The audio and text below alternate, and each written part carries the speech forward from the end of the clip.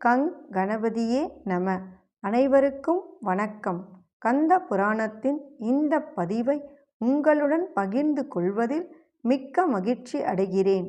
இச்சா சக்தியாகிய வள்ளியும் கிரியா சக்தியாக தெய்வானையும் விளங்க ஞானவேல் தாங்கி மயில் வாகனத்தில் வலம் வரும் முருகப் பெருமானை நம் மன வாகனத்தில் ஏற்றி வைப்போம். 16 பேறுகளையும் தன் 12 கைகளாலும் வாரி வழங்குவான் நம் வடிவேலன். கந்த புராணம் 7 உபதேச காண்டம். அதில் 49 சிவத்ரோகம் செய்தவர் கதை. அதன் தொடர்ச்சி. அரசே, தங்களுடைய குமாரர்களில் ஒருவரான வீரஜித் சிவன் கோவிலிலிருந்து 200 செங்கற்களை எடுத்து கொண்டு போய் தன் வீட்டிலுள்ள இறைவனுக்காக ஒரு அழகான ஆலயத்தை கட்டிவிட்டார். அப்போது நாங்கள் அது சிவத்ரோகமான செயல் என்று அவரிடம் கூறி எவ்வளவோ தடுத்து பார்த்தோம். ஆனால் அவர் எங்கள் வார்த்தையை ஒரு சிறிதும் பொருட்படுத்தாமல் அலட்சியமாகவே அங்கிருந்து சென்று விட்டார். அவருடைய வேலைக்காரர்களோ இந்த கோவில், இதிலுள்ள பொருட்கள் அனைத்துமே அரசருக்குத்தான் சொந்தமாகும். அவரே இதிலுள்ள எந்த பொருளையாவது எடுத்து செல்ல விரும்பினால் அப்போது அதனால் ஏதாவது தீங்கு ஏற்பட்டு விடுமா என்ன என்று அதிக பிரசங்கித்தனமாக கேட்டு செங்கற்களையும் தங்களோடு எடுத்து கொண்டு போய் விட்டார்கள். அடுத்ததாக உங்களுடைய மற்றொரு பிள்ளையான கோரஜித்தும் சிவபெருமானுக்கு சொந்தமான நீண்டு பறந்து வளர்ந்த ஒரு மாமரத்தை சிறிதும் கூசாமல் வெட்டித்தள்ளி அதில் ஒரு யாகசாலையை நிர்மாணித்து விட்டார். அப்போது நாங்கள் அவரிடம் சிவன் கோவிலில் மத்தியில் நடுநாயகமாக விளங்கும் இந்த மாமரத்தை வெட்டிவிட்டால் தீராத தோஷம் ஏற்படும் என்று எவ்வளவோ எடுத்துச் சொன்னோம். ஆனால் தங்கள் அருமை குமாரரோ இந்த மரத்தை வெட்டி அதில் யாகசாலையை நிர்மாணித்தால் எத்தகைய தோஷமும் ஏற்பட்டு விடாது என்று கூறி எங்களை அப்பால் அனுப்பிவிட்டார்.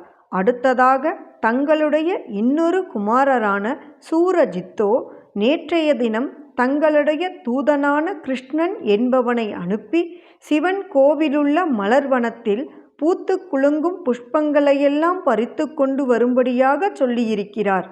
அந்த தூதனும் அவ்வாறு செய்து முடிக்க அந்த புஷ்பங்களையெல்லாம் அழகாக தொடுத்து அவரும் அவர் மனைவியுமாக சூடிக்கொண்டிருக்கிறார்கள். நாங்கள் எவ்வளவோ தடுத்து கூறியும் தங்கள் குமாரர் அதை கேட்கவே இல்லை. ஏன் இன்று கூட அவர் கோவில் தோட்டத்திலுள்ள மலர்களை பறித்து எடுத்து வந்திருக்கிறார். தங்களுடைய 3 குமாரர்களின் இத்தகைய அடங்காத செய்கைகளை பார்த்து மனம் பதைத்த கோவில் அதிகாரியான வீரபத்ரன் அந்த துயரத்தை பொறுக்க மாட்டாமலேயே செத்து போய்விட்டான். சிவன் கோவிலின் மரங்களை கண்ணும் கருத்துமாக வளர்த்து வரும் மார்த்தாண்டனும் அவ்வாறே உயிர் துறந்து விட்டான். அதுபோலவே கோவில் நந்தவனத்தை பாதுகாத்து பயிரிட்டு வரும் விக்ரமகேசரியும் உயிரை விட்டான். இப்படியாக சிறந்த சிவபக்தர்களும் புண்ணிய சீலர்களுமான இந்த 3 பேர்களும் உங்கள் குமாரர்கள் செய்த சிவத்ரோகத்தின் விளைவாக மாண்டு மடிந்து விட்டார்கள். ஆனால் நாங்களோ எங்கள் உயிரை போக்கிக் கொள்வதற்கு சக்தியற்றவர்களாகி இங்கே உங்களிடம் வந்து முறையிட்டு கொள்ளத் துணிந்தோம் என்று கூறினார்கள்.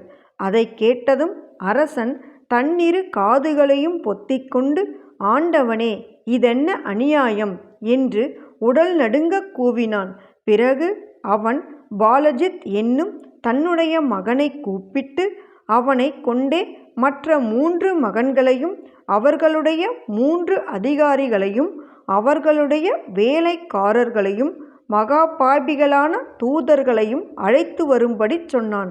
பிறகு தன் கண்களுக்கு முன்பாகவே அவர்களின் தலைகளை வெட்டி எடுத்து விடும்படி சேவர்களுக்கு உத்தரவிட்டான். அதன் பிறகு அரசன் சிவாலயத்திற்கு விரைந்து சென்று தன் மைந்தர்களால் அமைக்கப்பட்ட ஆலயத்தையும் யாகசாலையையும் இடித்து பெயர்த்து அதிலுள்ள மரங்களையும் செங்கற்களையும் எடுத்து சிவாலயத்தை மிக பெரிதாகவும் புதியதாகவும் கட்டி முடித்தான். அதன் பிறகு தன் பொக்கிஷத்தை திறந்து அதிலிருந்து திரவியங்கள் அனைத்தையும் எடுத்து வந்து சிவபெருமானுக்கு ஓர் அழகான முண்ட மாலையையும் கிரீடம் முதலான சகல ஆபரணங்களையும் செய்தான். பிறகு அபிஷேக நெய்வேத்தியங்களோடு சகல பூஜா விதிமுறைகளோடும் ஈஸ்வரனுக்கு அந்த ஆபரணங்களை பூட்டி அலங்கரித்து மகிழ்ந்தான். இவ்வாறாக தன் புதல்வர்கள் இழைத்துவிட்ட சிவ துரோகத்திற்காக பரிகாரங்களையும் பிரயாச்சித்தங்களையும் செய்து முடித்த அரசன் அதன் பிறகும் மன நிம்மதி அற்றவனாக சிறிதும் பாபமே செய்தறியாத 3 பேர்கள் தன் குமாரர்களின் சிவ துரோகமான காரியத்தைக் கண்டு மனம் பொறுக்காமல் உயிர் துறந்து விட்டதை குறித்து மனம் நொந்து அதற்காக தன் உயிரையே விட்டு விடுவதுதான் சரி என்ற முடிவுக்கும் வந்துவிட்டான். அதன்படியே அவன் கொழுந்துவிட்டு எரியும் அக்னியை வளர்த்து தன் பிள்ளையான பாலஜித்தின் கையையும் மனைவியான ரத்னவல்லியின் கையையும் பற்றிய வண்ணம் மனதில் ஸ்ரீ சிவபெருமானையே தியானித்து கொண்டு நெஞ்சு துணிவுடன் அந்த அக்னியில் குதித்து விட்டான். அவனுடைய மன உறுதியின் மகிமையால் அந்த கொழுந்துவிட்டு எரியும் அக்னியும் தண்ணீர் போல் குளிர்ச்சியாக மாறிவிட்டது. அப்போது சிவ துரோகத்தை பொறுக்க மாட்டாமல் உயிர் துறந்து விட்டிருந்த வீரவிரதன், மார்த்தாண்டன், விக்ரமகேசரி ஆகிய 3 சிவபக்தர்களும் ஆளுடை பெருமானின் அருளினால் மீண்டும் உயிர் பெற்று எழுந்து வருவதை அரசன் தன் கண்ணெதிரிலேயே கண்டு மகிழ்ந்தான். அப்போது தேவர்களும் மலர் மாறி பொழிந்தார்கள். தேவ தந்தும்பி வாத்தியங்கள் கடலோசையையே வென்று விடும்படியான விதத்தில் பெரும் முழக்கமிட்டன. அதே சமயத்தில் கங்காதரர் பார்வதி தேவி சமேதராக ரிஷப வாகனத்தின் மீது அமர்ந்த வண்ணம் அரசனின் முன்னிலையில் பிரத்யட்சமாகி, அரசனே, நீயே மகா புத்திசாலியும் புண்ணியசீலனும் ஆவாய். என்னிடம் உனக்குள்ள பக்தி ஆர்வம் கங்கு கரையற்ற காட்டாற்றைப் போன்றதாகும். ஆகையால் நீ நீண்ட காலத்திற்கு பகைவர்கள் எவருமே இல்லாதபடி ராஜ்யத்தை அரசாண்டு வந்து பராக்கிரமம் வாய்ந்த சிறந்த பல புத்திரர்களையும் பெற்றெடுத்து அநேக சிவ தர்மங்களையும் செய்து நிறைவேற்றி முடிவில் என்னுடைய உலகத்தை அடைந்து மோட்சத்தையும் அடைவாயாக என்று கூறி அருளிவிட்டு மறைந்தார். அதன் பிறகு திருமால் அவனுக்கு எதிரே தோற்றமளித்து அவனுக்கு ஓர் அழகான விமானத்தை கொடுத்தருளிவிட்டு மறைந்தார்.